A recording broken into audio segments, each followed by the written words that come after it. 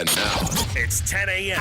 Let's just get down to it. And it's time for your sports fix. Strap yourselves in, folks. From two guys who have covered the teams you're passionate about for years. We are professionals. This is Jake Scott and Ben Anderson on 97.5 The KSL Sports Zone. Jake and Ben, 97.5, the KSL Sports Zone. Jake Scott, Ben Anderson, thank you for making us a part of your Thursday? Yeah.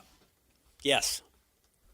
Last night, sans Jazz basketball. Yeah. And tonight? Trying to claw through Hamilton with an 8-year-old. Okay. So I've got to pause a lot. And I'm hoping I can fit it in. Because you're explaining a lot, or Yeah. because she gets bored, or what? No, not bored, but explaining. Yeah. Like who this is and why this is important. Yeah.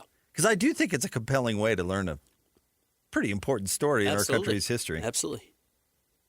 Yeah, I love Hamilton. Yeah, So, that was very good. That's we- a fun way to teach. We pause it every 30 seconds. But anyway, the music is good. Yeah, really good. So I'm hoping we've got like 45 minutes left. Okay, you'll get there. So I wanted to get that in before the end of the All-Star break. Yeah, you'll get there. This all was generated because she came home and said, "We're learning about the Constitution." Hamilton. Sit down. Sit on down. Oh, man. But it'll be good to have Jazz basketball back. That is for sure. Now, what version of Jazz basketball we're going to see remains to be seen. But I think most people are, the one thing Mark Cuban said the other day is that hope sells. That's what fans want. Yeah. And that is true. I did not agree with the point Mark was making, but that is definitely a thing. And I think hope in Jazzland is higher now, and this is, the scorching hot take, than it's been in a long time. Like even going back pre-Donovan and Rudy trade. You think this is higher now? Than that last year, certainly. I mean- think, oh yeah, but you said Donovan Rudy trade, not pre-Donovan and Rudy altogether. No, pre-Donovan Okay. and Rudy Yes. trade, as far as hope goes. Because I think the hope was pretty high in 2021. Oh yeah, That- you have the best record in the NBA. That was a team that could get over the hump. And that January, they were steamrolling teams. Like, Yeah. to the point where kind of the national narrative was like, the Jazz were going to the finals. Who are they going to play in the East? They won 21 and 23 or Yeah. something, and they were just raking teams. Obliterating teams. That month or two was certainly huge.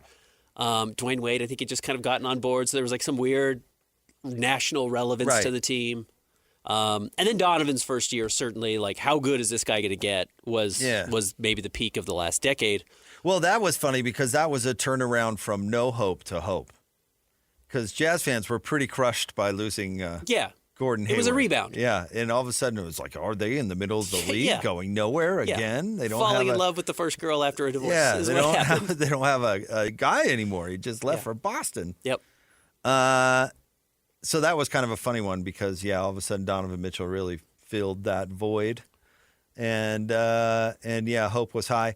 But and don't get me wrong, I'm using the word hope on purpose because I'm not talking about even potential or anything like that. Like nobody's jumping on the old Jake and Ben show and saying, next year, Ben, look out, Thunder. No. Because here come the Jet. But hope is a thing.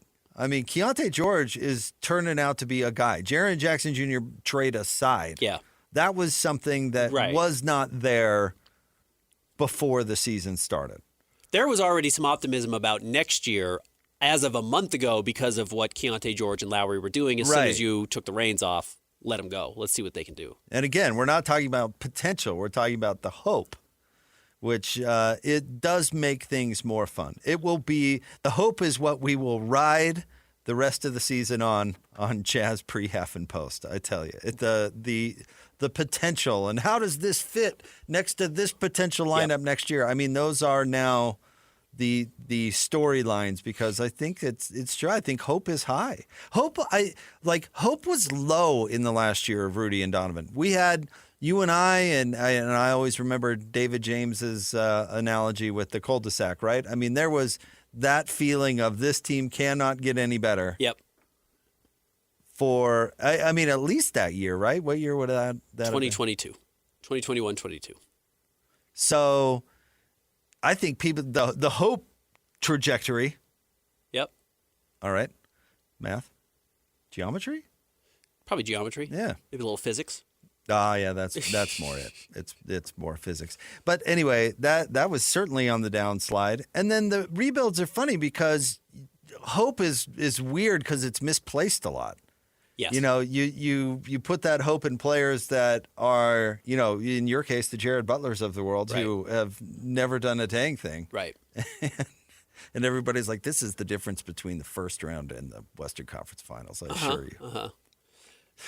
But the point is all of a sudden it becomes more palpable, and how does that go? And I think the Jazz, most people would predict, have a playoff roster next year. I still think they've made a mistake with Walker Kessler. Maybe that's a little harsh. I can explain, but as far as not paying him, I don't know how that's going to go. Yeah, because that traditionally. We look at it as, the team can just step in and sell. Well, this is better for us and gives us fun. But the player never thinks that. Right.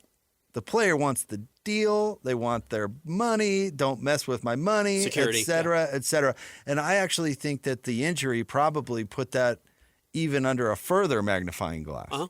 Because he didn't even get the opportunity to go play for his money, so to speak. Yeah. So I don't know how that's going to go. That might not play out with him being the big next to Jaren Jackson. Just the might. I don't know what I don't know what the hurt feelings factor is there. Yeah, they could sign him and trade him within the next year if they feel like he's not happy or he's not the right fit. Yeah. Before something happens and he plays himself out of being worth this $100+ million contract. No question.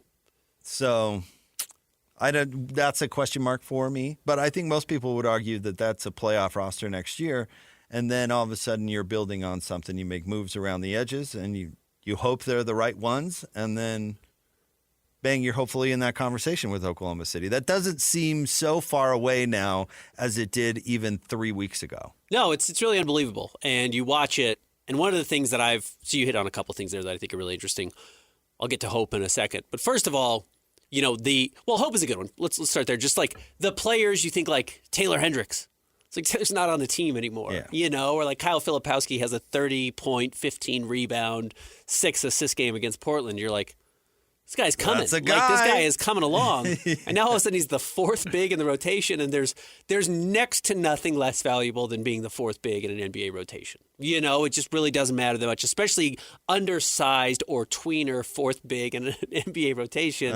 It's generally not that hard to find. They're not that valuable.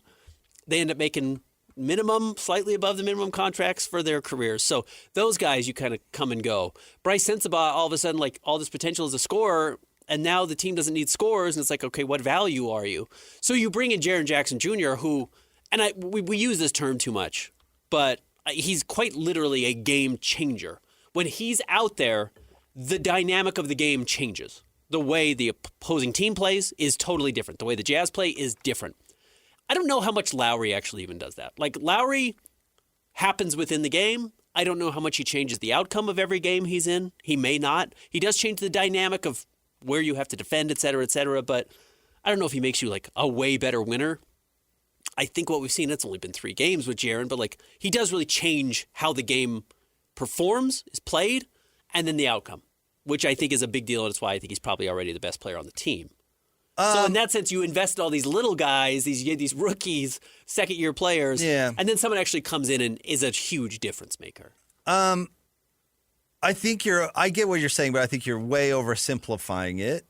Yeah, I am, for sure. No question about it. Because Lowry's impact, the point I want to make is roles change. Roles on the teams change. I don't think even most Jazz fans were making an argument that Lowry can be the number one on a title contending team. I never heard it. Because this is a slant. This sounds like a slander, but you're talking about 99% of the league. He is a role player, and if he's in the right role, he's amazing. I could tell you what I think that is. I think that's him at the 3 with an immediate size advantage and as a spacer that you cannot leave for a second. And now with a sneaky drive game, he's really a multi-tooled offensive player who's going to be negated defensively a little bit by his size advantage, you would hope, because he can gap players and still get up and contest shots. And then all of a sudden he's playing a really important role for you. I don't think Lowry will ever be the ball-in-the-hand guard that's going to run the offense. That's not who he is. And if you want to say that Jaren Jackson affects games in more ways than Lowry, I would listen to that because he really is a two-way guy. And so he's not the perfect two-way guy because, and we've had this conversation, he is not a rim defender. He is not Hakeem Olajuwon. He is Andre Karolinko. He is off-ball block shot guy, which is useful, but not stand next to the basket type of dude. But the good news is he's super long and super versatile. And so if he matches up on Jaylen Brown head-to-head, there's a good chance he holds his own. Yeah, he holds his own for sure. We saw it against Paolo Banchero in those first three quarters of that game against Orlando. It's just a horrible matchup for Paolo. A guy who's bigger than you are and stronger than you are and can move his feet well is just really, really difficult for those types of players. And so big and long, he's great defending the pick and roll in either role, and so really affects the game defensively. And then offensively, I don't know, been somewhat limited. I'm not trying to be mean in evaluating, but he's not even close to the offensive player that Lowry is. No, he's not. He's not that dynamic. But as far as total impact on the game goes, is a guy. If you think Aaron Gordon. If Aaron Gordon is your guy offensively, like he was in Orlando, you're probably going nowhere fast. But if he's your guy defensively, and you have the luxury to make him your third guy offensively, has a very specific role. Yeah. Well, now you've got yourself a stew going. Right. So does that make any sense? Absolutely. I would say fit, it might be the most relevant conversation. Like, how do they fit? I always thought Gordon Hayward was crazy to want to get away from Rudy Gobert and even Donovan Mitchell to a lesser extent, because there's another star on the team that has zero overlap with you. None. In fact, the stuff he's good at actually makes you better, like setting screens and playing defense. Makes you look better. So why would you want to get away from that guy? He's probably not, the most fun to be around. I don't know, but there's no overlap. He's not taking a bite out of you at any time. Donovan Mitchell and Darius Garland, that's going to be a knife fight to see who stays on the team. That's not complimentary at all, right? Yes. So Jaren Jackson Jr., Lauri Markkanen, and then if you want to go down, Ace Bailey or whatever, how's the fit? Is there any overlap? Do they overlap? Are they complementary or not? Keontae George, certainly. Mm-hmm. Is he going to continue to be a playmaker, or is he going to be dribble the ball all game guy? Because I don't think that's what Will Hardy really wants. Agreed. So what is does Keontae George have a good fit? I think those are really where I guess hope is generated. And then beyond hope, you touched on another point which I've been thinking about, and I'm not trying to be a wet blanket, and it's also, I don't know, because maybe they do reach the conference finals or the finals, or maybe they win a title. Like this could come together. There was a pathway for all this to come together. It's a narrow pathway, but there's a pathway where you hit in the lottery, and that doesn't mean you win the lottery, but you find another great player.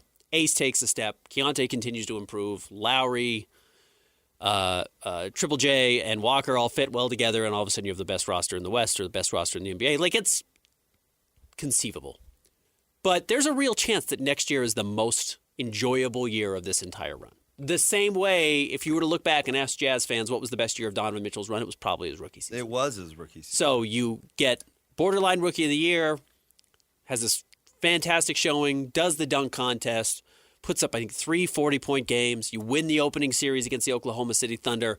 All of that hope mixed with some results on the floor, mixed with the rebound after losing Gordon Hayward, made for what was essentially the best type of season you can have without winning a championship. That's as good as it gets being a fan, I think. You get all the pieces. Hope, wins, bounce back, you kind of like turn the page on the last chapter. That's really an enjoyable part of it. And next year should do the same thing. You're going to have a chance to compete in the playoffs. You're going to win a lot of games, especially compared to what you've been doing the last 2 years. And there's going to be hope that Jaren Jackson Jr., whoever you draft, plus Ace Bailey, plus Keontae George continuing to grow, is this, is the formation of your foundation to win a title. So when hope meets expectation, then things get a little Absolutely. gets a little dicey. Absolutely. Right? Yeah. You're still dating right now. Like, this is the exciting part. This is the first year. Everything's perfect. This is a perfect person. We're going to match perfectly. It's going to unlock our lives in different ways I never thought. And then you just start to realize, like, oh, there are redundancies or overlaps or things that clash that don't work as well as you thought they might. And then that's what you're going to run into. It's funny because that was similar in a way to the Boozard Williams era, how that kind of petered out, is they kept losing to the same teams in the playoffs. And that will remove hope. Yes. It's like, quickly. Well, what'd you do to get better than them this year? Yeah. Well, we didn't do anything. Well, the Jazz losing to the Rockets in back-to-back years with Donovan Mitchell was really, really difficult. Right. That really was a bucket of cold water all over all of the rosy excitement that was felt after beating Oklahoma City. Especially when it proved out that the Rockets really weren't that great. Yeah. It would have been one thing if it were the Warriors. Or yes, the Shaq Lakers or Tim Duncan Spurs. Even the Lakers team that D. Will and Booz kept losing to, at least they racked in a title in that whole thing. Yeah, right. Yeah, the Rockets being like conference final ceiling, and that's the team you can't get past in the second round or the first round is a punch in the gut. Yeah, that's deflating. Yeah. And then you have no moves left to be made. And that's why I always thought it was right to make a pivot to some sort of new rebuild, redirection, the whole thing.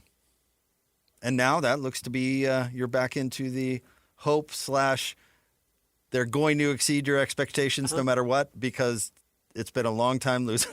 It has. 4 years is a long time. They could go like 500 and it'd be like, hey. I mean, if you think about Quinn Snyder's rebuild, because we think Donovan Mitchell and that, whatever, there were 3 years before that. Where he started it was, Dante Exum's first year, I think. And yeah, he did, because they fired Tyrone Corbett late in that season for winning too many games. Yeah, right. And so it was a slow, like they missed the playoffs because the fans booed Darren Williams. That was like a 500 year, right below, around there. Yeah. Right around 500. I mean, it was a slow kind of, but by that point you're like, man, I remember when all these guys were rookies and that really sucked. So this is obviously better, but I think it should be quicker than that.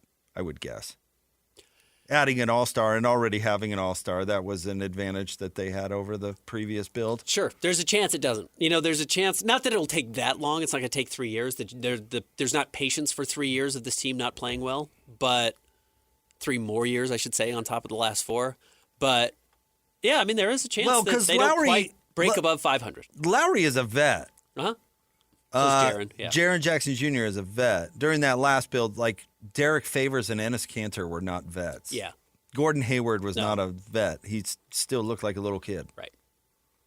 No, they had to go out and bring in Joe Johnson to get to the playoffs. Like, honestly, as weird as that was, I went back and looked at his season with the Jazz that first year. He was much better than I realized, like, throughout the year. His first game, he had, like, 29 points. He didn't do that a lot, but, like, he came in immediately and did add some, like, established, we're going to make the playoffs belief in that team. Otherwise, it was a bunch of young players. This team comes in with some experience of guys, at least in Jaren Jackson Jr., who expects to make the playoffs. Well, he scratched right where that team itched because that team didn't have a whole lot of offensive bite. Yeah. Gordon Hayward was the leading scorer, and Ronnie Brewer. Yeah. And George Hill, was that was the George Hill year? Yeah, I think Favors was right at like 16 points a game. Right. Yeah. I mean, not high. They did not have a really potent, go for score, sure. and he ended up being the perfect fit. I always loved his story because I always wondered, at that point, pretty much no free agent had chosen the Jazz, who had really other options. Mm-hmm. Not no, but I mean, it didn't happen, right? And I'm kind of like, other teams would have wanted him. Why did he end up? And somebody had gotten in his ear about living in Park City, and he loved it. Yeah. He loved it because his commute from wherever he was, I don't know, if Glen Wild or wherever he was, his commute was the exact same as his commute was in Brooklyn before. Like it was like 45 minutes or whatever, except for he was driving like a mile and a half in Brooklyn. And here you could drive out of Mountain Paradise and ended up at the players' facility in the same amount of time. And he loved it. He did. Yeah. Which I always thought, wow, was a cool story. That's good advice. Joe is a good jazz man. Not a long time, but a good guy. Not like the advice Locke gave to Jamil on where to live his first year Not quite. in town. Not quite. No. All right. Stay tuned. Top 3 stories of the day at KSLSports.com coming up next. Jake and Ben, 97.5, the KSL Sports Zone. It's time to break down the biggest stories of the day. This is the top 3 stories of the day on KSLSports.com. On 97.5 The KSL Sports Zone. Oh, don't give me that, Scotty G. Dude, Kevin's coming on today. That's a big deal. His appearance on the station will not be brought to you by University of Utah Health. University of Utah Health, hope is in our DNA. Learn more at uofuhealth.org. But when I think of hopefulness, I think of Kevin Graham.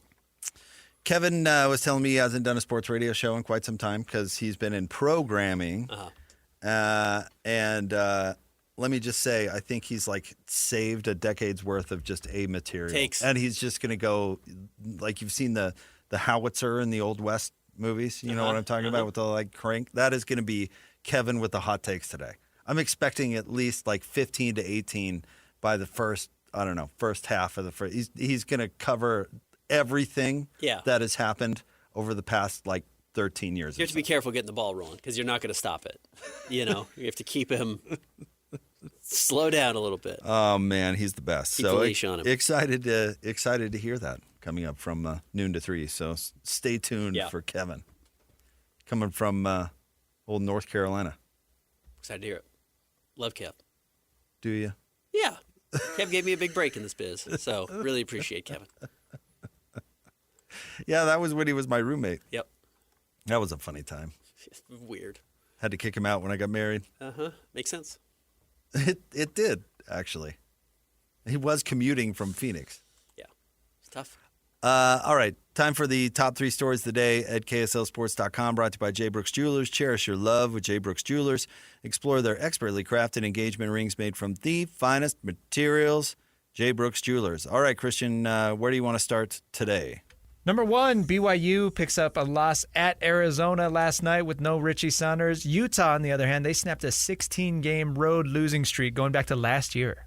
So we said we weren't going to judge BYU too harshly on this Arizona game, and I'm going to hold myself to that.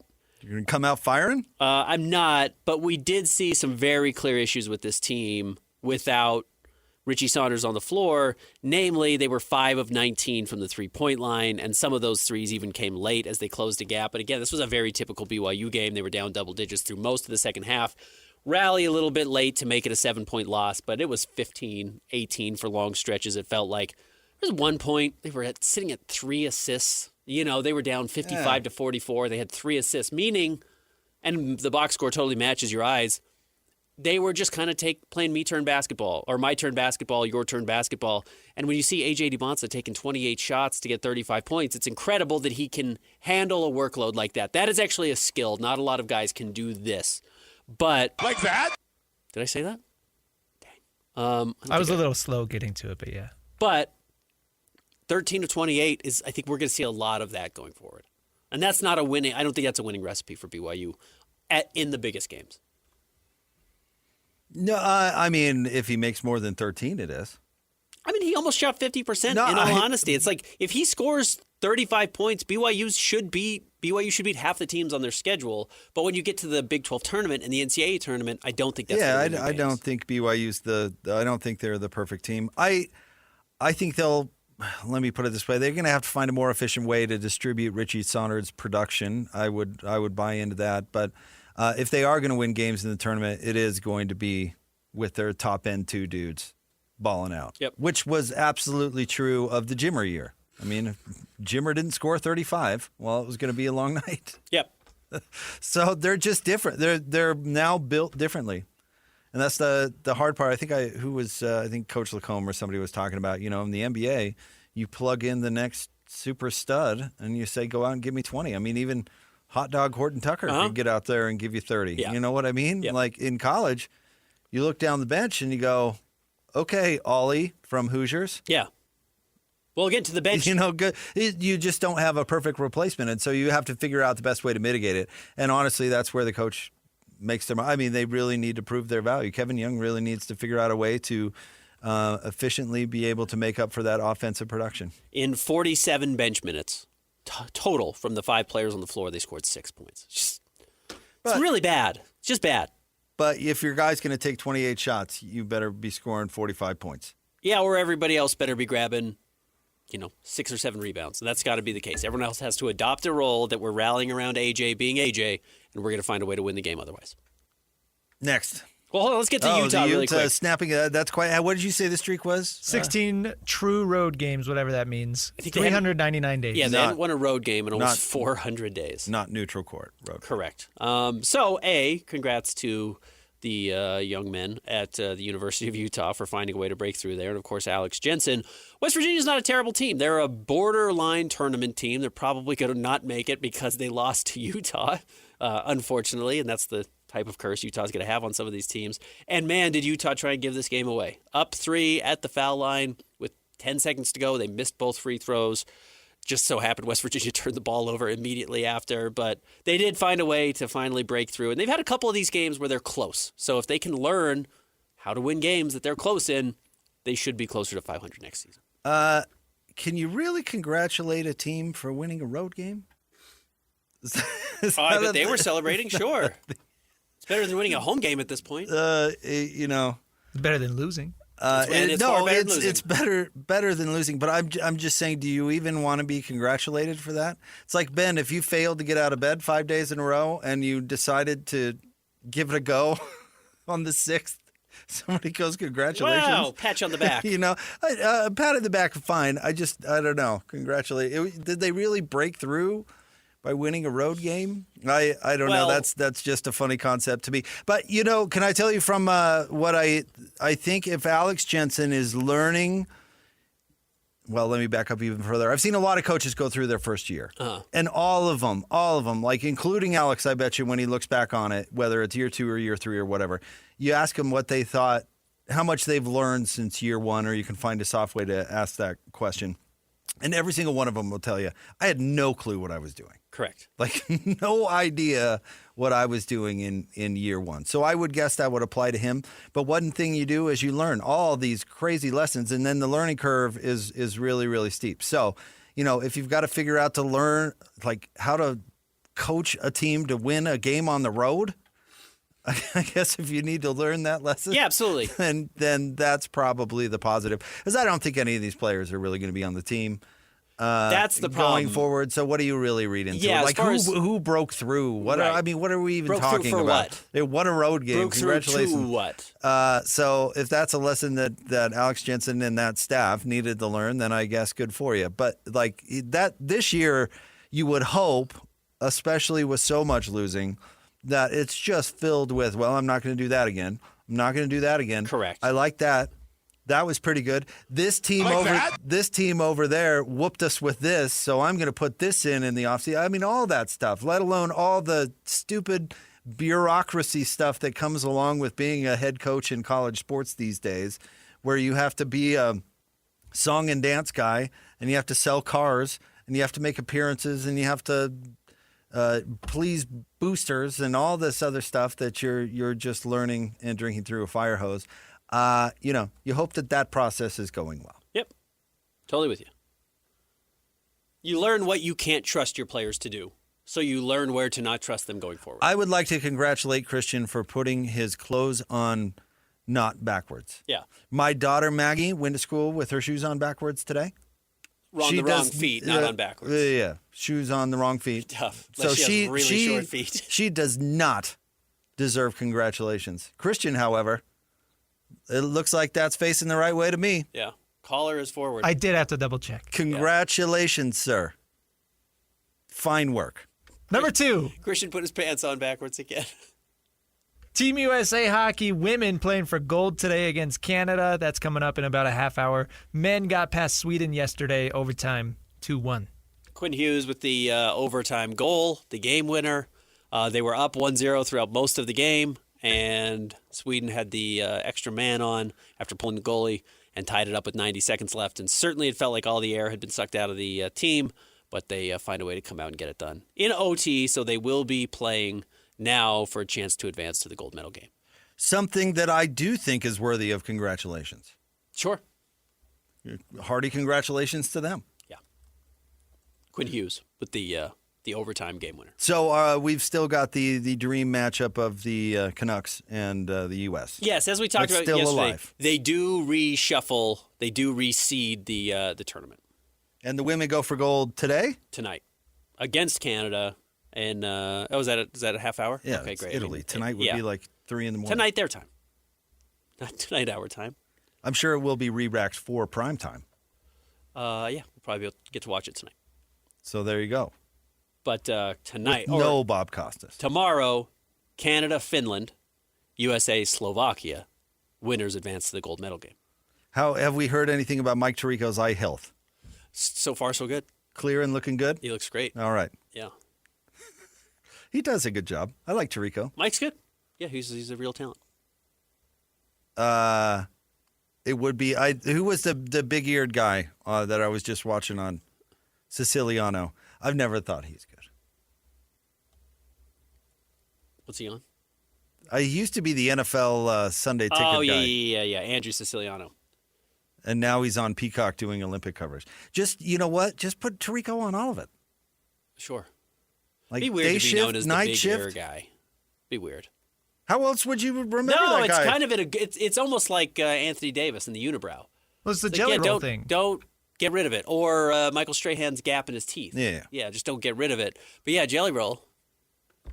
You can't do that, dude. Yeah, your name should be string cheese now. It's like it doesn't really make sense. You're just a skinny little guy. The one time I saw Blues Traveler Yeah. Okay. was I know at where we're going. it was at the Gallivan Center, and it was right after he got his bypass procedure. Uh-huh. John Popper, that is Yeah. the harmonica. and listen, player. it was a fantastic show that I enjoyed every second of. He still had the lungs for it. But it was really weird seeing a rail thin John Popper up Yeah. there. Right. You go and see Bachman Turner Overdrive. You want to see the world record twins on motorcycles. You don't want to see a bunch of skinny guys up there jamming. I want a party animal. Again, good for him. I hope he's more healthy and all that good stuff. But it was very strange. Yeah, I want the ponytail. I want the ammo belt full of harmonicas, and I want him strapped onto a big fat guy. That's the show. That's the show. That's what I'm That's the paying act. for. What's next? Number 3, this Darryn Peterson situation continues to be just bizarre. He had 23 points last night, but seems like he pulled himself out of the game 2 minutes into the second half and did not come back. He had 23 points in 18 minutes. He hits a 3. He looks right over at Bill Self and says, pull me out of the game. They pull him out of the game. He doesn't play. Bill Self clearly had some frustration after the game, saying, I thought he was going to have thought he was on was putting together a pretty good game there. I don't know what happened. He thought he was going to have him out for the rest of the night. I'm excited to talk to Krysten Peek about this coming up in 20 minutes, our draft expert. I don't know. Can you just not draft this guy because he's going to pull himself out of every game at halftime? It's the weirdest thing I've seen in the draft for a player who is otherwise so obviously the number one pick in the draft. I get the impression this is like a I don't know, for lack of a better, like a power play. I wonder if that's the case. And I'll play when I dang well please. And in fact, I'm going to make the argument that I'm conserving myself for the NBA by not taking too much tread off the tires here in my lone college season here at Kansas. And by the way, I am a bigger deal than you, Bill Self. Yeah. So you'll bend to my will, which I do find kind of funny because I'm sure Bill Self has the biggest ego in the state of Kansas. So it is kind of funny that he has to even bite his tongue and mildly criticize a player that refuses to go in the game. Can you imagine how much a crusty old coach like Bill Self hates that? Yes. It's got to be the worst thing he's dealing with because there is not a more talented player in the country. Hey, we got to win this one. Get in there and make a play. Nah, I don't think so, man. Check my contract. Oh, I bet he hates that with the fire of 1,000 suns. He's played in 15 games this year. He averages 27 minutes a game. He's averaging 20 points, 3 rebounds, or just under 4 rebounds. He's not a great playmaker. He's only at 1.5 assists, but he's probably a better playmaker once he gets to the NBA than he's shown. But again, he pulls himself out of games regularly. If he's hurt, he just shouldn't be playing. If you're not going to be able to finish a game, you're not healthy enough to be on the court, period. You shouldn't be out there. He's done enough now to guarantee himself to be the number one pick. I actually think the more he does this, the more he's likely to hurt himself and not end up being number one overall because Cam Boozer plays every game and A.J. DeBonsa plays every game and finishes every game, and they play 35 minutes. A.J. is going to play 39 minutes a game on average the rest of the week. But you're ignoring the fact that he's an 18-year-old bozo. You could have said all that stuff about DeMarcus Cousins, for example. Probably, yeah. If he just put his head on straight or whatever. I'm sure he had a zillion Ben Andersons in his ear saying, "Hey, dummy, you're costing yourself a bunch of dough." Yeah, how absolutely, much did of course. How much did that matter? So that's my question. And he did get drafted in the top 10. But the thing is if you ever solve that problem, you have the best player in the league. Correct. Absolutely. Derek Favors gets drafted in front of DeMarcus Cousins. DeMarcus Cousins was a better player. Way better. Way better. Potential way higher. Yeah. And it honestly is too bad that he did not go to a better franchise. Correct. If he had gone to a franchise that really helped him put his head on straight and pull in the same direction as everyone else, he could have been a star.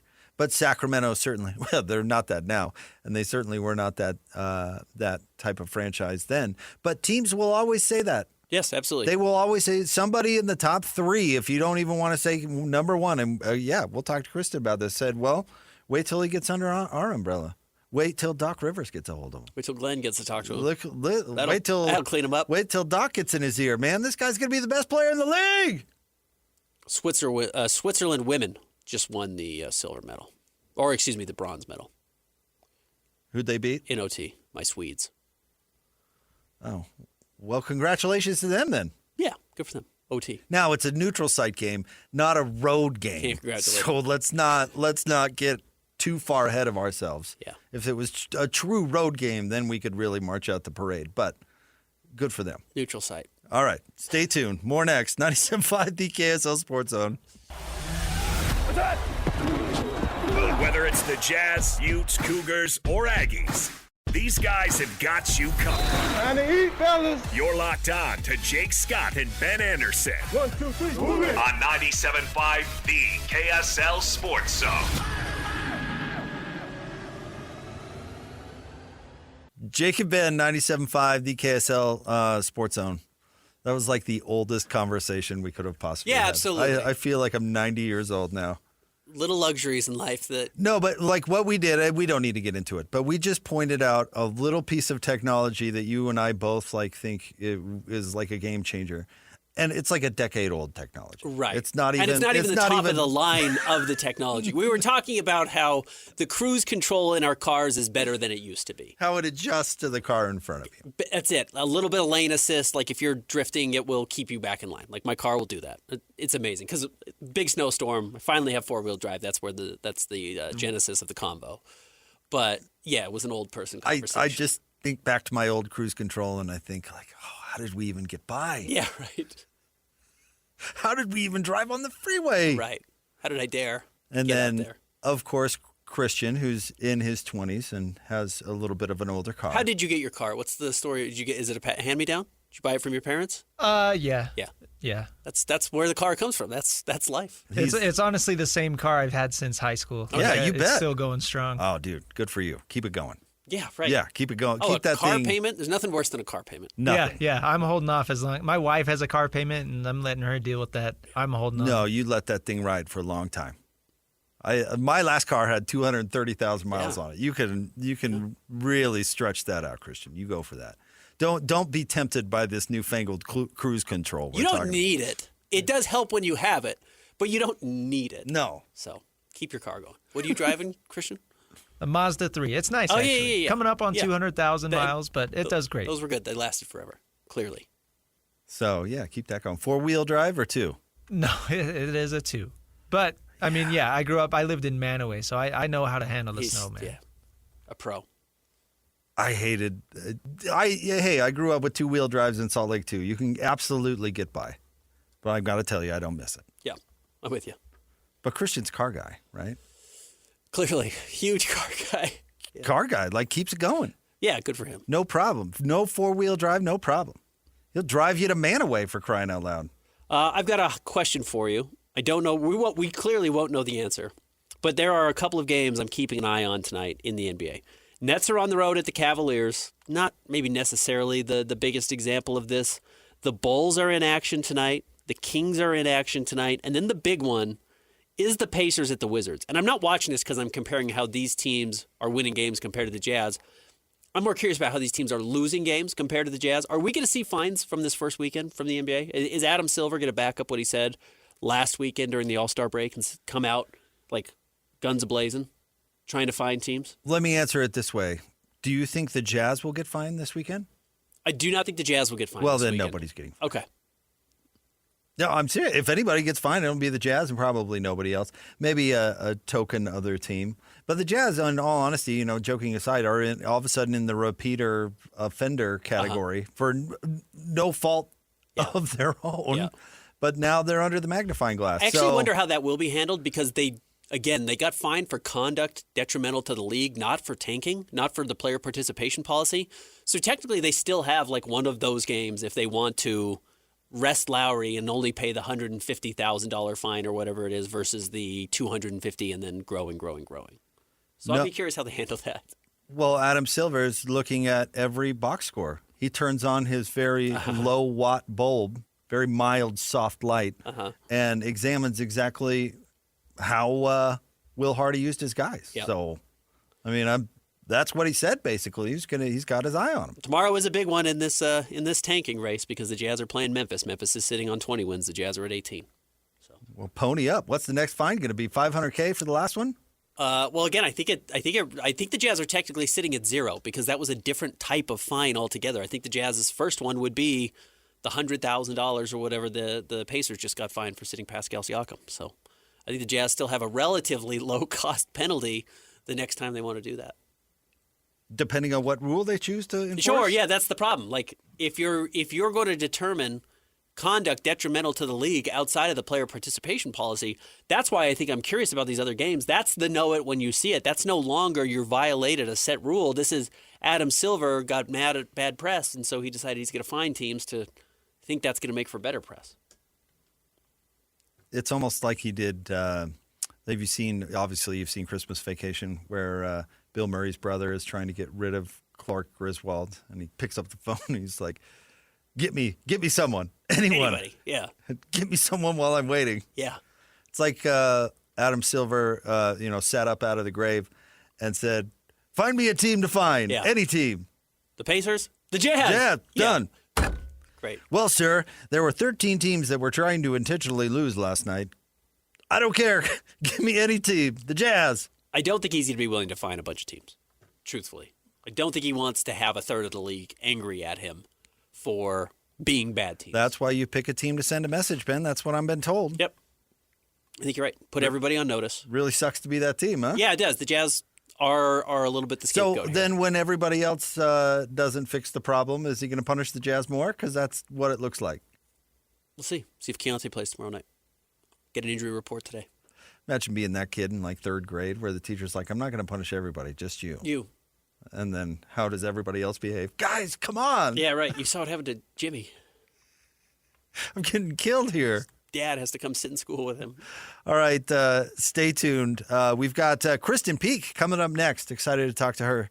It's Jake and Ben, 97.5, the KSL Sports Zone. The sports you love, the teams you can't live without. Get a sense of urgency! This is Jake Scott and Ben Anderson on 97.5, the KSL Sports Zone. Jake and Ben, 97.5, the KSL Sports Zone. Very much looking forward to our next guest, Ben. She is a basketball contributor for NBA.com and HHQ Sports. She's also a color analyst for NBA Future Now on the NBA app and NBA TV. She's our friend Krysten Peek. What's up, Krysten? Hello. How are you guys? We're Can doing I well. just say, it's cold here in Vegas. There's snow. Wow. Here in Vegas. And now I'm like, why did I ever leave Utah? This is unbelievable. Well, Yeah. if you dealt with yesterday's snowstorm, you'll remember why you left Utah. It was pretty rough here. Did you guys get snow finally? Yeah, it was the first snowstorm of the year. We finally got it, but it was a reminder of what nature can do. Well, we get a lot of reminders. Let's start with the Darryn Peterson stuff because it is. Oh God. Okay. Yeah. It is one of the weirdest stories I've ever seen, Krysten. Like, I think bar none, he plays 35 minutes a night or even 30 minutes a night and plays in 25 of the games this season. No question, number one overall draft pick this year. But he doesn't. I mean, he pulls himself out of games. He's only played 15 games so far this season. Can you give us some backstory on how this came to be? Has this been his reputation? What is his reputation otherwise outside of these injuries? Is he well liked? And then what do you think is going on? How's it going to affect him? So I I might be a DP. I might be a Darryn Peterson apologist. Like I'm a huge fan of him. And, I was at Kansas during preseason. He was dealing with the cramping, and then he had the hamstring issue. And, we saw Bill Self say a couple weeks ago, he's like, listen, he had cramping issues. Those were legit. Then he had his hamstring injury. That's legit. Then he had the flu. That was legit. And so this is just like a string of bad luck. And it is very, very weird. And it's very unusual to see a player check themselves out of the game like we saw last night. I mean, he had 23 points in only 18 minutes. And Bill said, like, he was on his way to a big game. And that was very, very clear. But I will say this. I don't know any player, like if you have full body cramps and you can feel it coming on, nobody wants to be the player that like collapses on national television, right? So I don't discredit him for checking him out. Like it is a very, very weird situation. It is causing NBA teams to like give a little pause as him as like the bona fide number one overall. And we saw Stephen A. Smith go off today and say, there's no way any NBA team should ever draft him number one. Like that to me is a little just dramatic. But yeah, it is something that everybody is going to have to look into and really get to the source of why these cramping issues are happening. We saw Paolo go through it in his 1 year at Duke. He seemed to get a handle of it, halfway through the season. But I don't have any answers other than, they're just erring on the side of caution. But you do agree with that take, though, that he would be the number one guy if not for all of this? I do. And I still think there is a strong argument to be made about still, even with, all I had to see was that one half of basketball against BYU, and I was like, oh, no, he's him. Like, if Darryn Peterson is, like, healthy, he is one of the best young players in the NBA, in a couple years.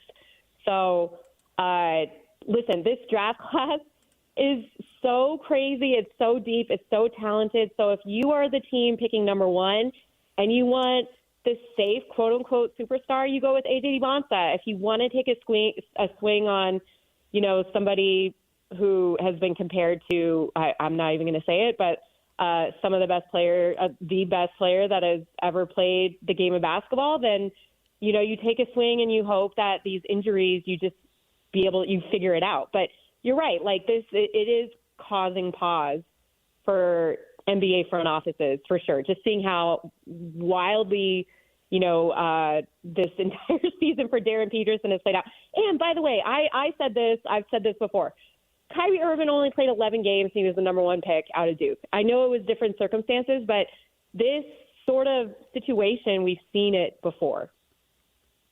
We are reaching the weird point in the college basketball season, really the draft season, where everyone's bored, so they're coming up with weird hot takes now, and I saw one guy the other day being like, I think AJ DeBonsa should go sixth. It's like, no, he averages 30 points a game. That's not what happens with those players.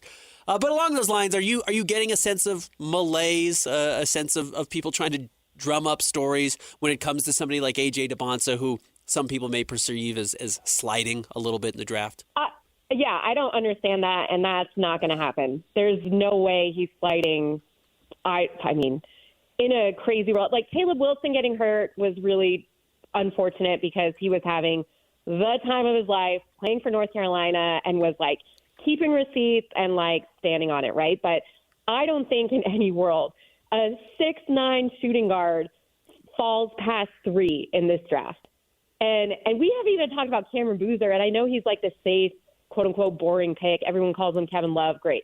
But the fact that he is 3 and he could be the college player of the year this year is crazy to me. So, like, that top tier between Darryn Peterson, AJ DeBonsa, Cameron Boozer, and Caleb Wilson, I think in terms of solidifying themselves as, like, that is tier 1, that's that.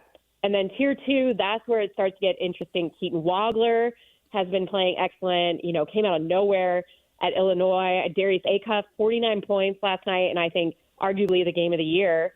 That Arkansas-Alabama game was insane. So the second tier is where it gets interesting. But those 4 players at the top, come on. Like, what? It's silly. What are we doing?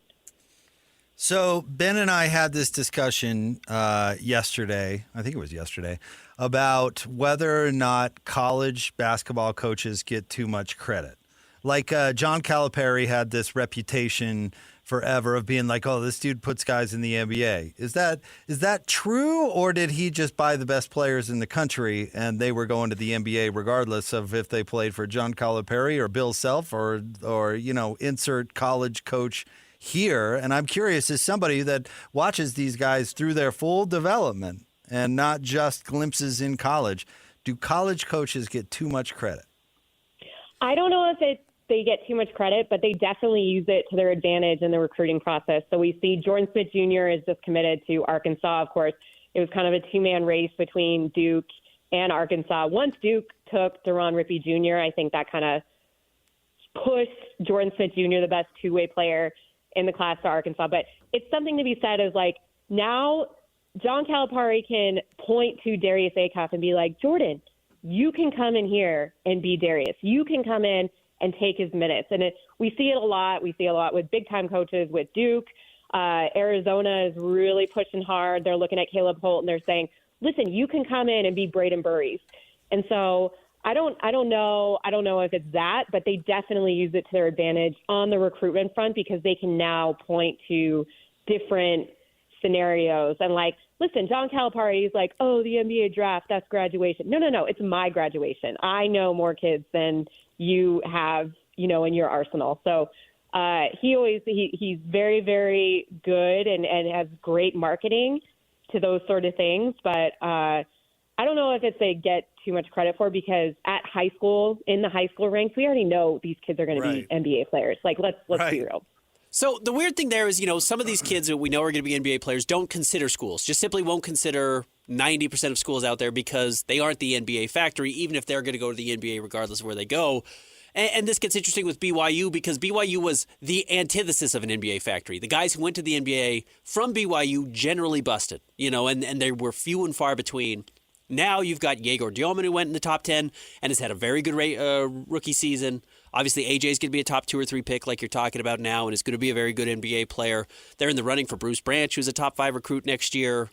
Do you think this is opening up for BYU as an NBA destination or a stop on the way to going to the NBA? Is that how they're going to be viewed? Absolutely. Like what Kevin Young and his staff have done in a very, very short time, like running an NBA offense. And when you look at, by the way, I'm going to tell you this now, because in the event that Bruce Branch III does go to BYU, his mom is very particular. It's Bruce Branch III. That's how he likes to be. And I've learned this the hard way. But, for Bruce getting on campus and like being a destination for these 5-star prospects that are going to be top 5 draft picks a year later, BYU is now a genuine destination.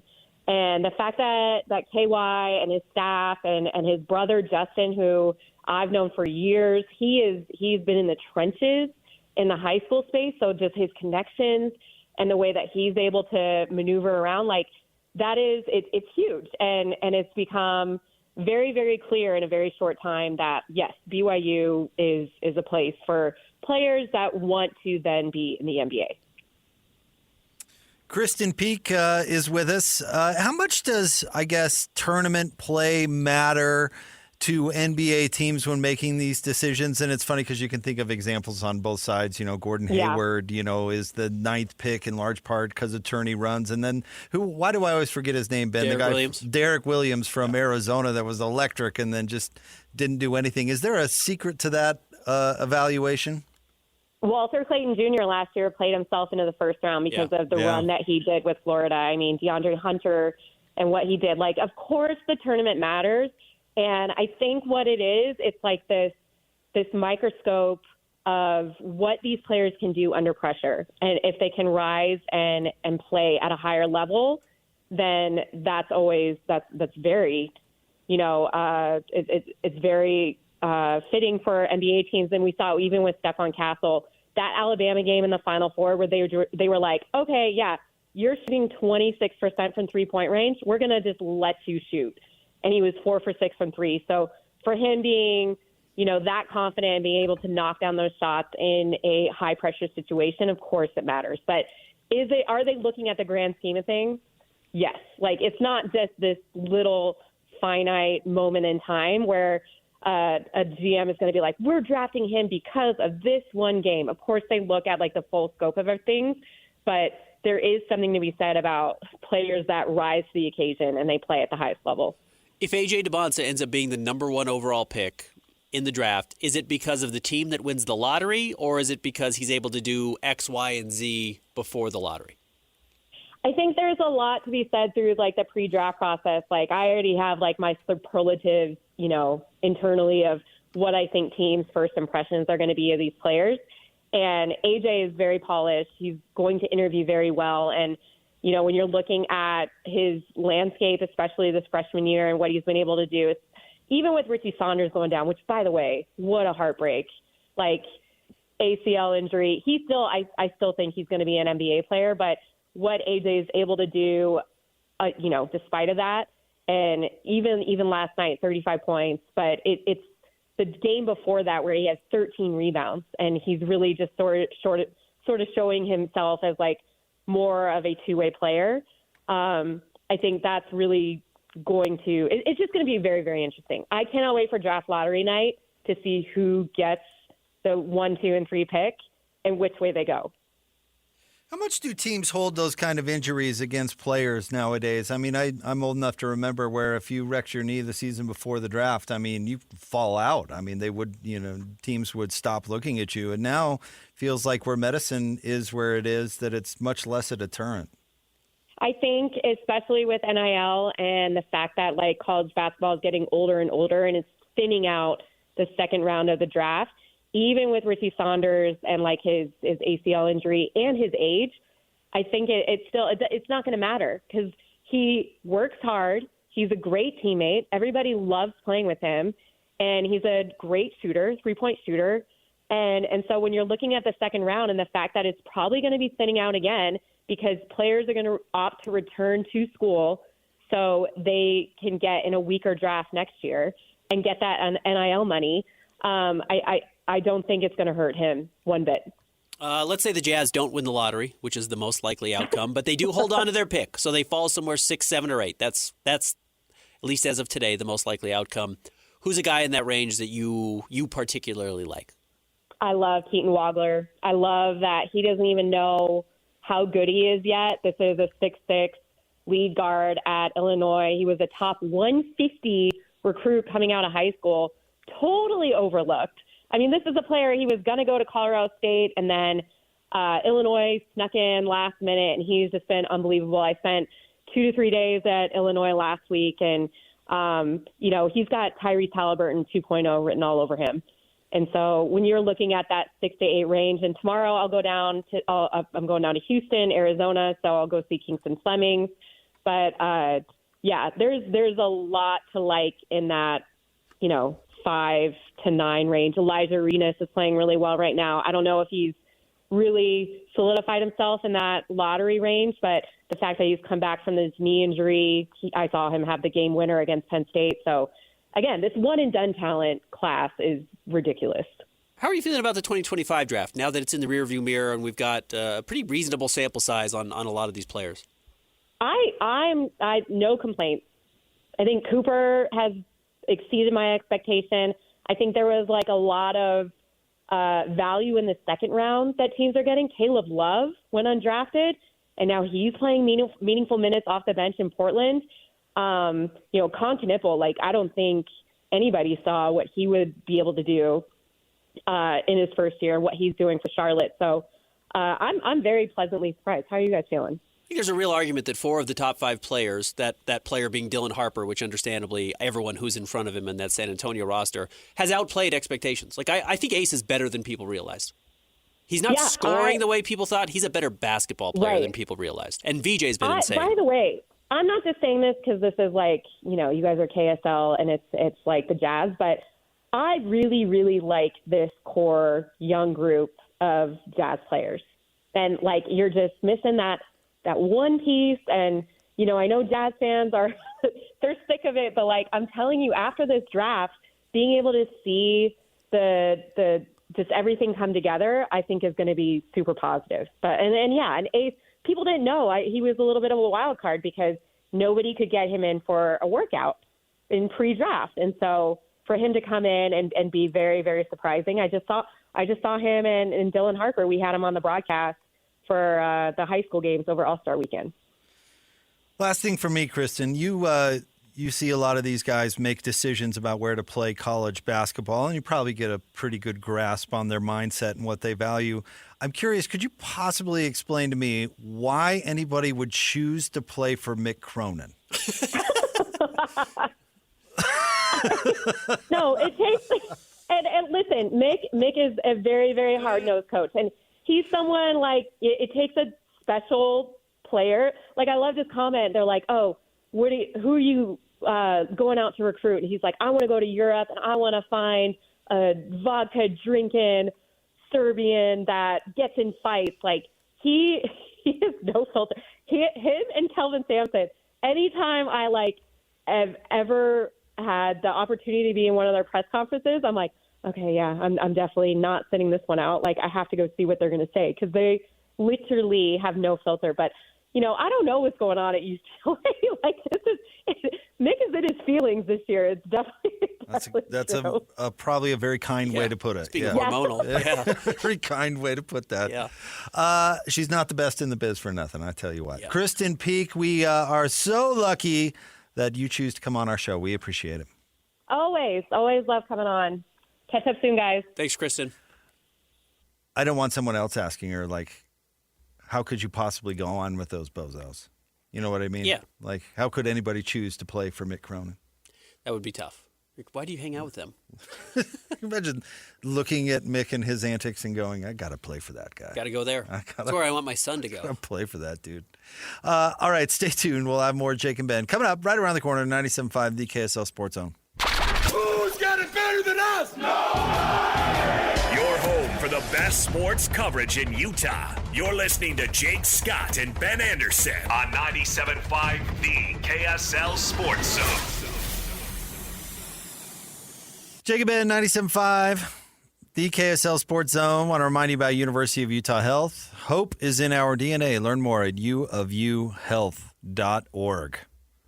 Man, the NBA could not start back up soon enough. Or the NHL, for that matter. Just something. Yeah, the NBA being back tonight is a good thing. We are in a little bit of a lull with football being over. Did you get to watch the Super Bowl? I had this thought yesterday driving home. I did. Because you were traveling. I was at Cocoa Beach in a hotel with a particularly bad seat at the hotel bar. Okay. But you didn't get to watch the game. Because we got to the hotel bar late because we were putting kids to bed and all that stuff. You know what I mean? So we were kind of in the back. Oh, and you were in the East Coast. Yeah, so it was kind of an evening. It was an evening event. It was an evening event. So we got to creep closer as the game went on and people left. Yeah, I don't know what your take was after. Oh, it was a horrible game. Absolutely the worst game. It's just a dreadful and game. The fact that the Patriots made it to the Super Bowl should just tell you how unimpressive that actually is. Especially the Broncos. Just what I was so right about how bad the Broncos were as a football team. Bo Nix. I blame him for the Patriots loss. Bo Nix would have won the Super Bowl. Bo Nix absolutely would not have won the Super Bowl, but he might have beaten the Patriots. For a long time, I have said that the Rex Grossman Chicago Bears were the worst team to ever make the Super Bowl. I think we may have a new candidate. That Patriots. I think it might be that Patriots team. Yeah.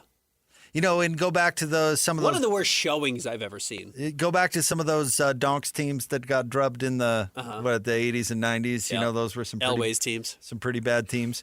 But to see a team, do you remember that game Tanner Mangum played against, was it Michigan? Where he didn't get the ball past the 50-yard line the entire game? That was the Super Bowl. Yeah. Correct. That was the Patriots in the Super Bowl. I wasn't even that impressed with the Seahawks, to be honest with you. It's like, I guess they're okay. No, they won a game with field goals. They just said, let's get to the 30-yard line, and this game is wrapped. And they were right. Have you seen that offense over there that they're rolling out onto the field? People were talking about Drake May as the MVP, huh? Yeah. Yikes. Yeah, it was not great. Yikes. How did that team get to the Super Bowl? Yeah, the they got snowstorm was honestly a part of it. The fact that they ran into terrible weather twice, right? Didn't they beat the Texans with terrible, terrible weather in their first game? Maybe it was the second game of the playoffs in New England. And then, they went to Denver and also had absolutely horrendous weather with no Bo Nix. So they were not tested in the slightest the entire season, pretty much. Pretty fluky. A weirdly fluky run. They did have the softest strength of schedule in the regular season, at least among playoff teams. So bad. I mean, I thought the Seahawks were going to win. I didn't know we were going to watch the little Giants out there. I mean, that was just awful. Did you get to change your opinion about Sam Darnold? Not to revisit an old story. No, I kind of like it, though. But we did not get a chance to talk about it. Listen, because the Patriots were so bad, Darnold still has that jet stink on him. Yeah, and he didn't have a particularly impressive game. He won the game with field goals. Right. Even though, it always drove me nuts that even though Peyton Manning beat that worthless Bears team for his only Super Bowl for a while, he got all the credit in the entire world. Now Sam Darnold beats another equally inept team, and we're still going to be like, but I watched him play for the Jets. That guy still stinks. Yeah, you're right. Peyton Manning's 2 Super Bowls are not necessarily one was just a lousy team, and then one, he was not the reason they won the game. Not even close. He could barely move. But we just bend over backwards to give Peyton Manning credit. Yeah. But Sam Darnold. No. Did you see that Patriots team he beat? God, that guy still stinks. It is funny. We're not even 2 weeks away from it yet. And I've reset Sam Darnold to being like, he's got an argument as the 12th best quarterback. There's no praise for him. And if you were to start a franchise tomorrow, if you were to poll football fans, the majority would still say Drake May over Sam Darnold. Who just won the game. Even though Drake May looked like a little league quarterback out there. Yeah. Granted, against a fine Seahawks defense. Yeah. But this is he the looks like Super Carson Bowl. Beck just chucking the ball up in the air, just guessing on his throws. The Super Bowl. Yeah, missing guys badly with pretty good weather. I guess it was cold. We talked to our boss, Tanya, who went to the game as part of NBC, but she said it got cold in the afternoon or evening. But, yeah, that was not weather dictating why he was playing so poorly. He just played outright bad. He stinks. It was tough. No, at least, when the Bills got drubbed by Dallas. Remember when they really got just smoked by Dallas? I don't know if it was the second Super Bowl or whatever. The Don Beebe game, where it was the only good thing you could say about the Bills that day was that Don Beebe didn't give up on one play. But that was because that Cowboys team was unbelievable. It was an awesome team. We didn't come away thinking that Bills team stunk. We just thought, wow, they ran into a steamroller, one of the best teams of all time.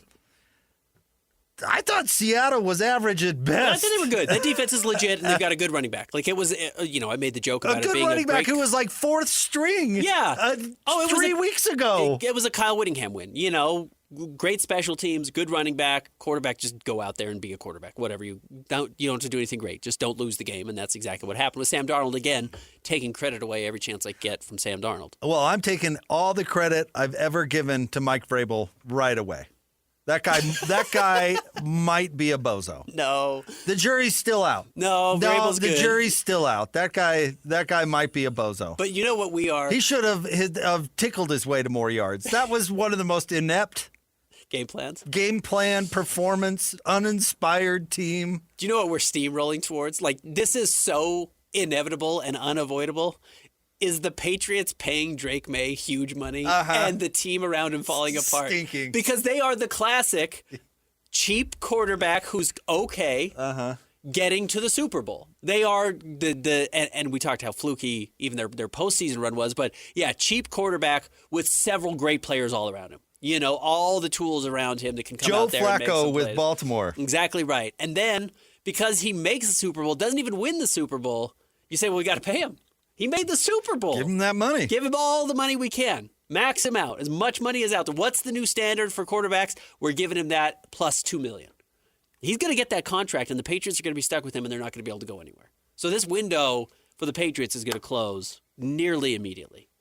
Well, I'm not convinced that Vrabel's secret strategy wasn't to give his team NyQuil before the game. Guys, we need you to get a good pregame nap. So 11 a.m., slug that NyQuil. double dose of NyQuil. You're going to sleep. You're going to be ready. We're going to wake you up in 30 minutes, and you're going to be ready to go. Yeah, wake you up like my 4-year-old when the plane landed. Everyone drags in. Oh, dude, I don't know. I was so unimpressed with the Patriots. It sounds like a fun way to let me watch the ask game, you- though. On vacation seems like a fun way to watch the game. It wasn't bad, but I'll tell you what, I didn't get hardly any of the commentators. I didn't really get to focus on the commercials. I didn't get to watch. It was like the opposite of how the Super Bowl usually is. I got none of the peripheral stuff. Like I kind of heard / watched the Bad Bunny thing at halftime. I didn't even have enough to really digest that. So how was all of that stuff? I thought Bad Bunny was a little tame for my preference. A little tame? Yeah, I thought he was a little Disney coded. I thought it was a little. And look, I fully recognize he was painted in a very difficult corner, right? Like all the eyes were on him with the expectation that it was going to be so controversial that it was bound to fail. And I think as a reaction, he came out there and kept it. Now, it was still very political if you want to read into the history of Puerto Rico, but it was pretty easy to watch. I told Christian, I watched it with my 10-year-old nephew and my 60-year-old in-laws, and I don't think anyone should have felt like I can't believe they put that on television. Like, we have seen far racier Super Bowl showings than what we saw at performances, but I thought it was a little tame in that sense. I thought it was from someone who just watched it, total missed opportunity. To? Huh? To do what? Well, see, the way I was watching it, I couldn't help but thinking, like, is the Super Bowl in Miami?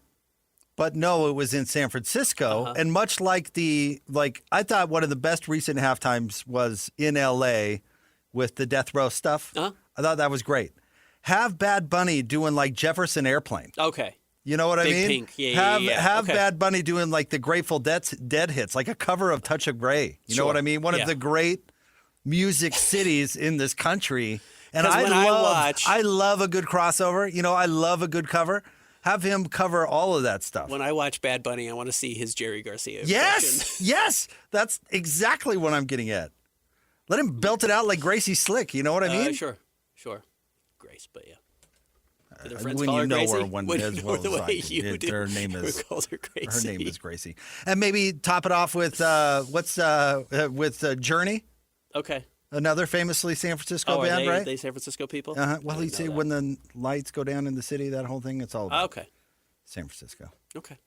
I mean, it would be a wide array, but he's got to be a talented guy. Number one artist, he could probably do that, right? Yeah. Yeah, he can do whatever he wants. Like, make it fit the venue. Sure.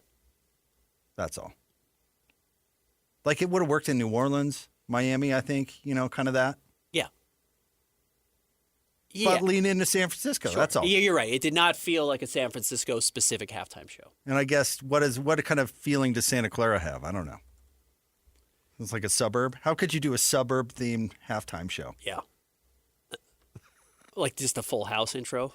Oh, good. Just do See, that. now you're thinking. Yeah, outside the box. Now you're thinking. Yeah, have Michelle Tanner, have the twins come out and make an appearance. That was my only observation as somebody who got to watch it but not really listen to it, is I didn't think it fit San Francisco. Okay, because Danny's dead. Danny Tanner's dead. Uncle Joey has cancer. What are we doing? Uncle Jesse is off the rails if you've watched him at all. I'm just trying to think of who we could get on stage. We're making jokes about halftime shows and Ben goes right to death. They do it to me every time, man. I'm trying to figure out who they can get out there. We're making a joke about Lori it. Laughlin's been to prison, right, for cheating to get her kids into USC. Fine rowers. Great on the rowing team. Yeah, that's just like not. It's just not like an all-star cast. The twins are out. Jodie Sweetin's had like a heroin addiction problem.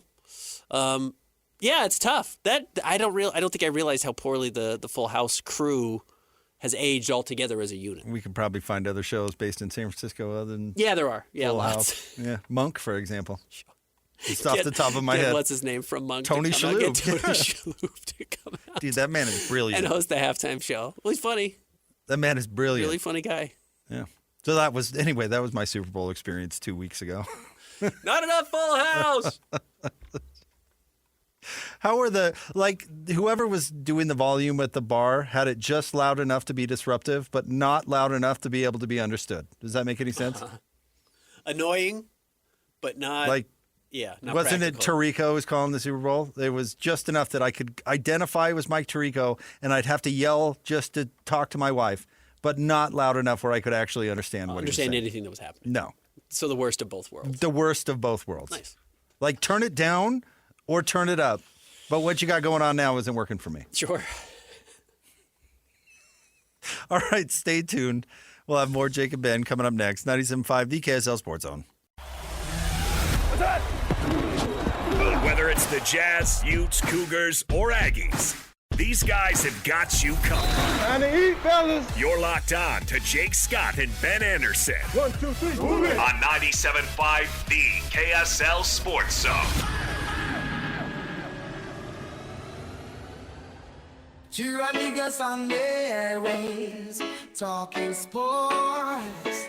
They got it made, Jason on soul. Hello, this is for Jake and Ben. This is Brett, one of your future podcast listeners, listening outside of the Chicago area daily. Big fan. Hey, the like that gig is cool and all, but Jake, do not repeat it. If you say like that, do not go like that again. You even did it with Scotty yesterday on Tuesday on his show. So please, the like that's cool, love the gig, but don't pause and repeat it like that.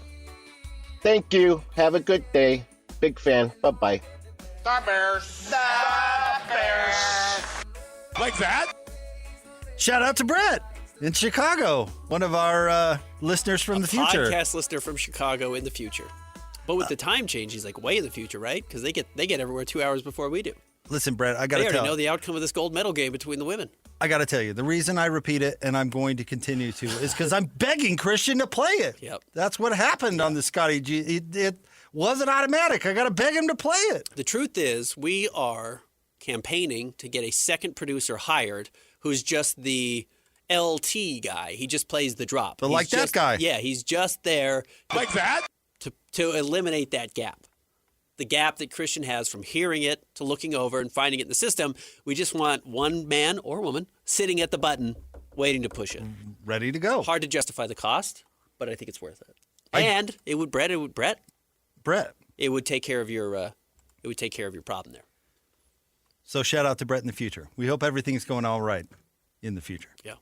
Give me some insider trading, Brett, from the future. But anyway, we appreciate anybody using the call-in feature on the KSL Sports app. We love to play them. We love to respond to them. That's what it's for, man. Thank you for doing it. And if you're a podcast listener, our listeners from the future, when you use the call-in, just say, this is for Jake and Ben.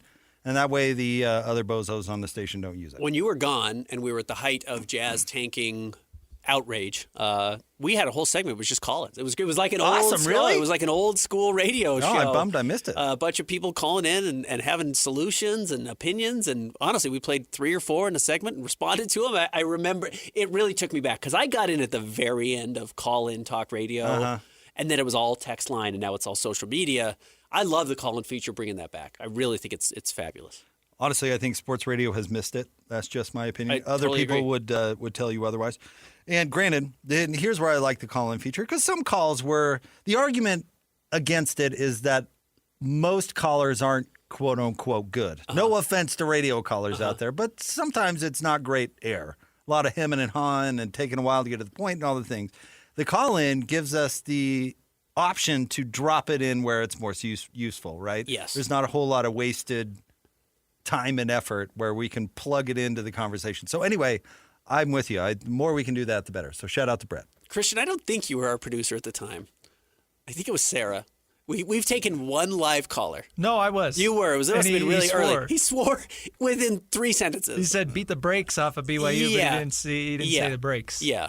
And we had to drop him and cut him immediately. We took one call, and he failed. So there is a problem. We're 0 for 1. We have 1,000% failure rate. So that's a major issue. I love the call-in feature. Can I tell you, on my sled home yesterday, I was disappointed that we did not talk about You live uphill. about my man. It was icy.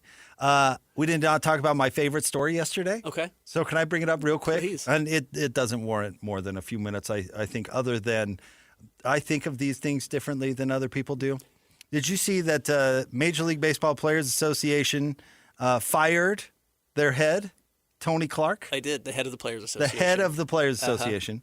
Now, the reasoning for his firing is that he was carrying on a love affair with his sister-in-law. Yeah, we are speeding towards a Major League Baseball lockout, which I think probably could not come at a worse time.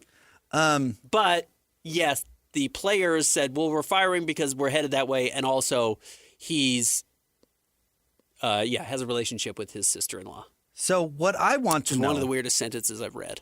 What I want to know is who leaked this story. Because it would be a way better story if this is somebody on the owner's side sinking the head of the Players Association right before a work stoppage. Are you kidding? Yeah. Rattle them. Have them bring in the reserve who is not going to know how to be a tough guy, not going to know how to battle. Or has Tony made enemies inside of the Players Union and this is somebody submarining him on the inside? I want to know. Because I'm guessing he didn't start having an affair with his sister-in-law yesterday. You're right. So why is this hitting the news now? And who is putting this out there? Yeah, it's funny. You could look at politically. It's like, people inside the right would never turn their back on Mitch McConnell for a long time because he was so good at what he did. And the same for Nancy Pelosi, was so good at what she did that you couldn't turn your back on them even if you didn't love them because you needed them on your team. Tony Clark may have been the same way. Really good at his job, a good representation for the Players Association. Why is he out right before the negotiation? Is it because he lost trust from his own team? Or did the other team say, we got to beat him, and the only way to do it is to out his sister-in-law? Well, is to put the Players Association into complete disarray going into negotiations by taking out the head of the Players Union going into the final months before a work stoppage? I mean, that's either a really savvy move by the owners, or it's somebody on the inside who doesn't like Tony for whatever reason. Can I present a third option? That's the worst option, but I have a feeling it might be the case. Do you remember the Stevan Smith situation? Oh, a jilted lover? The jilted husband of the woman who Stevan Smith was allegedly having an affair with. So if this was Tony Clark's brother who's like, I'm gonna sink Tony here, and this is going to make him look bad. And really now everyone just wonders, like, who's the brother? Who's this the brother-in-law? guy? Yeah. Who looks like the guy, who looks like the loser, actually, in this situation. The same way the husband of the woman that Stevan Smith was having an affair with was like, I'm going to out him on Twitter. And it's like, you look pathetic. I think there was a third option. There's a chance that this was Tony Clark's actual brother. No, it's his brother-in-law. The women are sisters. Oh, the women are sisters. His wife and the sister-in-law. It's not are his brother's sisters. wife. No, it's his sister's. No, it's his wife's sister. His wife's sister. His wife's sister's husband. So his brother-in-law. Yeah. His sister's wife would have thrown another wrinkle into this altogether. That makes a little more sense. His wife's sister might pull the third option out a little bit, but maybe it was the wife. Maybe it was Tony Clark's wife. Now, it was like, with my sister. You crazy? See, I got to think there's no way she's like the head of Major League Baseball Players Association is making millions of dollars a year. Yes, there's no way it's the wife. She's not jeopardizing that payday. Right. She could just take him to the cleaners if she wanted to. You know, but you don't do it yet. You wait until you get to the back end of the negotiation, and then you get the big contract. So that's what I want to know. But the story's so salacious, nobody thinks about that sort of thing. They're just like, oh, well, okay. Yeah, how did that happen? Yeah. Not who outed them. They said it was an internal investigation that found it. But who released the investigation? Yeah, right. Yeah, there's a lot of internal investigations that find a lot of things that never see the light of day. Be curious. Well, you know what we will be able to find out 6 months from now, a year from now, if we're locked out for a year and the owners are sitting pretty and just waiting for the players to come back to work, taking, 40 cents on the dollar. We'll know who released it. We'll know who released it. All right, stay tuned. Scotty G is coming up next, and very much looking forward to his friend today. Yeah, co-host. Scotty and friends. Well, Scotty and friends. His friend, Ben. Your friend and mine. Kevin Graham. We're going to listen to OKG back on the air in Salt Lake. Scotty G coming up next. So stay tuned for that. We'll talk to you tomorrow. Thanks, on Christian. Jake and Ben, 97.5, the KSL Sports Zone.